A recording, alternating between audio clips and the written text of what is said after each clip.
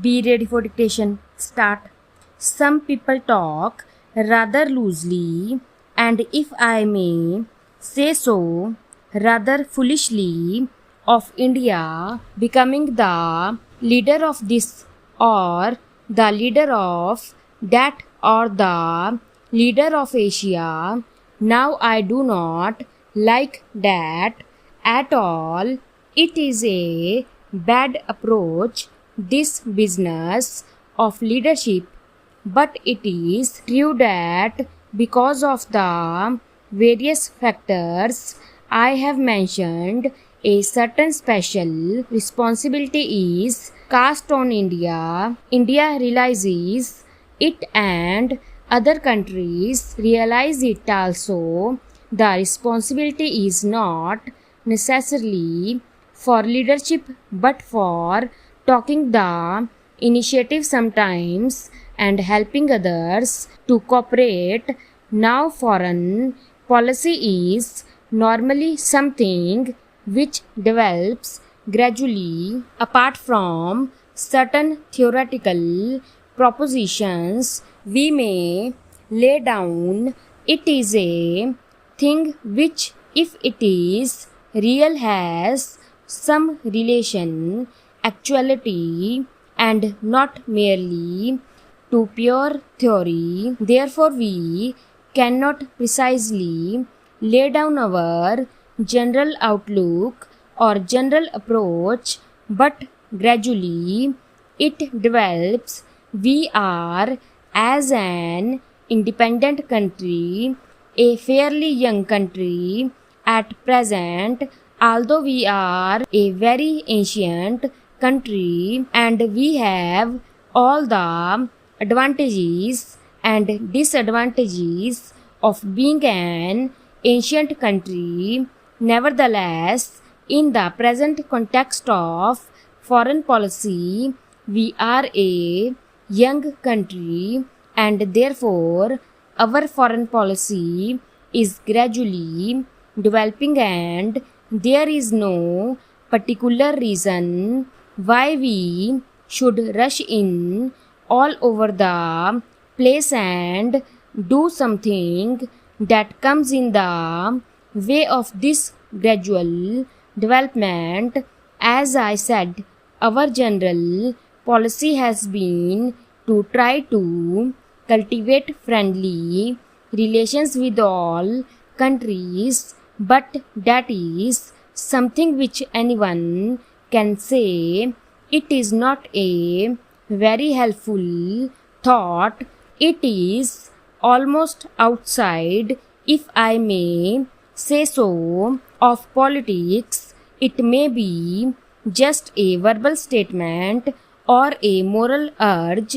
It is hardly a political urge. Nevertheless, something can be said for it even on the political plane. We cannot perhaps be friendly always with every country.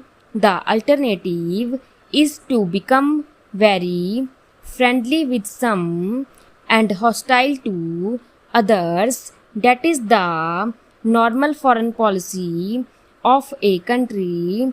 Very friendly with close relations with some, with the consequence that you are hostile to others. You may be very friendly to some countries and you cannot just be equally friendly with all countries. Naturally, you are more friendly with those with whom you have closer relations, but that great friendliness is good, but if it merely reflects hostility to some other country, then it is something different.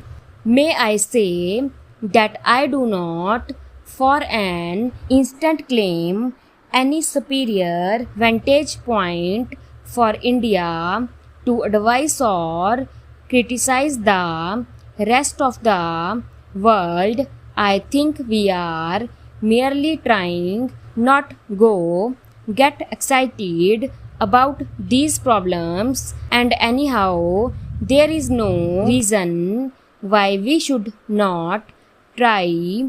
It follows, therefore, that we should not align ourselves with what are called power blocks. We can be of far more service without doing so, and I think there is just a possibility that at a moment of crisis, our peaceful and friendly efforts might make a difference and avert that crisis. If so, it is well worth trying.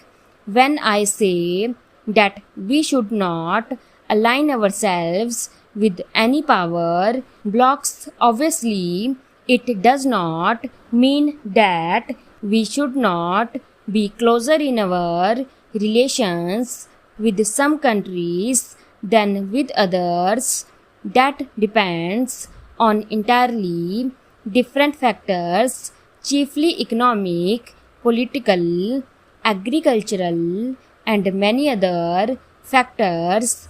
At the present moment, you will see that as matter of fact, we have far closer relations with some countries of the Western world than with others.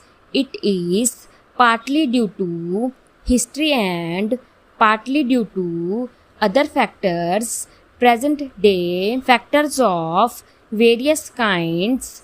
These close relations will no doubt develop, and we will encourage them to develop, but we do not want to place ourselves in a position where, politically speaking, we are just lined up with a particular group or bond up to it in regard to our future foreign activities.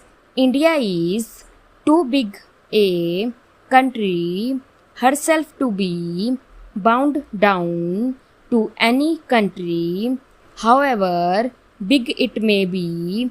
India is to be and is bound to be a country that counts in world affairs, not, I hope, in the military sense, but in many other senses which are more important and effective in the end. Any attempt on our part, that is the government of the day here, to go too far in one direction would create difficulties in our own country. It would be resented, and we would produce conflicts in our own country which would not be helpful to us or to any other country, while remaining quite apart from power blocks. We are in a far better position to cast our weight at the right moment in favor of peace, and meanwhile our relations can become as close as possible in the economic or other domain with such countries with whom we can easily develop them. So it is not a question of our remaining isolated or cut off from the rest of the world, but we do not wish to be isolated. Stop